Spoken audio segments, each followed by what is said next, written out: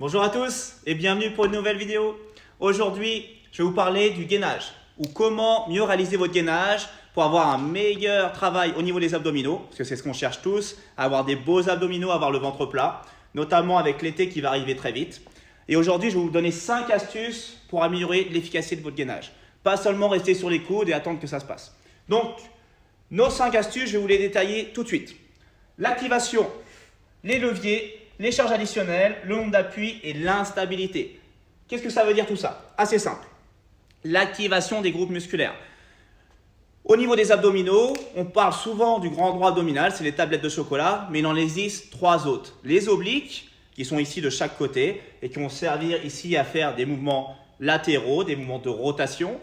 Et on va avoir aussi le muscle transverse, qui est un muscle profond qui maintient vos organes digestifs. Aussi, le grand droit abdominal, comment il se contracte? Ici, il est attaché à votre pubis et à votre sternum. Quand il se contracte, il se raccourcit. Ça veut dire que je vais avoir cette position de rapprochement ici de pubis et du sternum.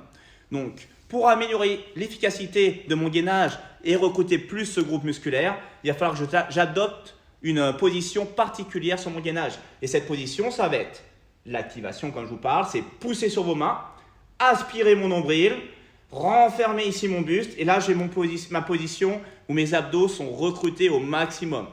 Si je veux rajouter un autre travail musculaire ici, je viens plaquer mes cuisses l'une contre l'autre, être une planche la plus rigide possible et là j'ai un nombre de groupes musculaires énorme qui travaillent autour de mon bassin. Et on n'est plus seulement sur un gainage passif où on attend que le chrono passe, on est sur un gainage actif et un gainage qui va être efficace. Ensuite, je vais vous parler des leviers. Les leviers, on peut les faire varier sur un gainage. Qu'est-ce que ça veut dire? Ça veut dire que, mettons, je suis sur un gainage de face, bras tendus. D'accord?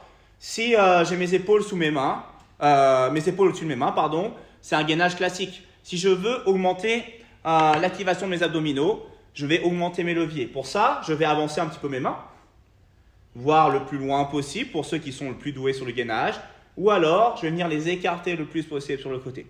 C'est une façon de varier ces gainages pour augmenter l'efficacité. De la même manière, sur le côté, quand je fais du gainage latéral, au lieu d'être sur le coude ici, je peux être bras tendu.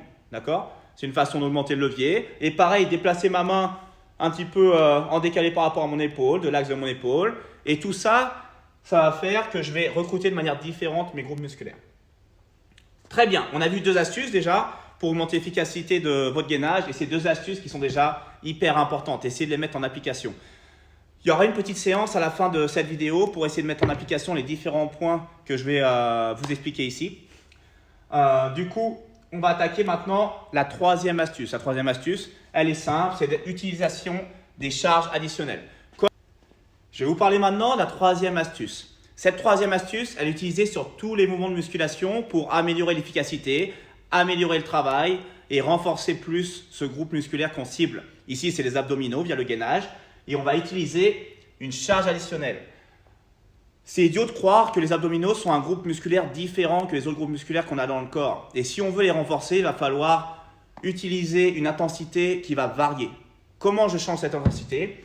Je vous l'ai dit en activant plus mes abdominaux avec une position particulière, en augmentant les leviers, mais aussi en utilisant une charge additionnelle. Cette charge additionnelle, comment je peux faire?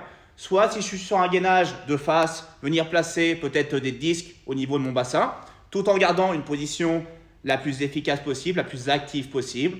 Si j'utilise des charges comme d'habitude, c'est pour ne pas compromettre la technique, toujours garder une technique irréprochable. Mais on peut aussi utiliser un sac à dos. Un sac à dos que je vais lester avec des bouteilles d'eau par exemple. Ce sac à dos va rajouter de la charge, ça va augmenter l'intensité du mouvement et augmenter l'efficacité de mon gainage. Super. Maintenant, 4e astuce pour augmenter l'efficacité de son gainage, c'est changer le nombre d'appuis. Souvent, on reste les 4 appuis au sol ici, on attend que ça se passe. Non, ce qu'on peut faire, c'est se mettre sur 3 appuis en décollant une main du sol ou l'autre main ou une jambe après l'autre. Ce qu'on peut faire aussi, c'est décoller carrément 2 appuis en même temps, le bras et la jambe opposée par exemple. Et là, je vais avoir vraiment un travail plus important parce que je vais augmenter l'instabilité. Et on vient du coup sur le 5e point. Le 5e point du gainage, c'est augmenter l'instabilité, essayer à chercher ce travail de stabilité de manière plus importante. Comment je vais faire? Ça va être simple, comme je vous l'ai dit, soit en utilisant un nombre d'appuis différent, ou alors en utilisant un support qui va bouger. Ce support, ça peut être un Swiss ball par exemple. Ce Swiss ball, le voilà, une grosse boule, il en existe de différentes tailles, petites, moyennes ou grandes. Vous pouvez trouver dans tous les magasins, ça ne coûte pas très cher. C'est un outil qui est assez efficace et qu'on peut utiliser assez facilement chez soi. Donc je vous le conseille, ça peut être important. Je vais vous montrer tout à l'heure des mouvements que vous pouvez réaliser sur votre Swiss ball pour augmenter l'instabilité. Et encore une fois, ce travail d'instabilité, à quoi il va servir? Ça va être un travail en termes techniques qui s'appelle un travail de proprioception. Ce travail de proprioception, qu'est-ce que ça veut dire? Ça veut dire qu'en augmentant l'instabilité, je vais obliger mon corps à enchaîner plein de micro-contractions et de relâchements au niveau des muscles de mon bassin. Ces micro-contractions et de relâchements, elles vont être multiples et elles vont s'enchaîner pendant toute la durée du gainage et ça va encore augmenter l'efficacité de mon gainage. Cette efficacité qu'on a détaillée ici à travers 5 points. Tout ça, ça nous permet de recouper un principe que je vous explique dans mes vidéos, c'est ce principe de variété. Si vous voulez des résultats optimaux, si vous voulez progresser, il va falloir varier vos entraînements. Ça passe par plein d'éléments. Comme je vous l'avais dit sur mes vidéos précédentes, ça va être changer les appuis, travailler sur un appui, ça va être travailler sur différentes formes de contraction, en isométrique, en concentrique, en explosif. Et là, sur le gainage, en jouant sur ces 5 astuces. J'espère que ces explications détaillées vous ont convaincu de changer votre gainage, d'essayer des nouvelles formes.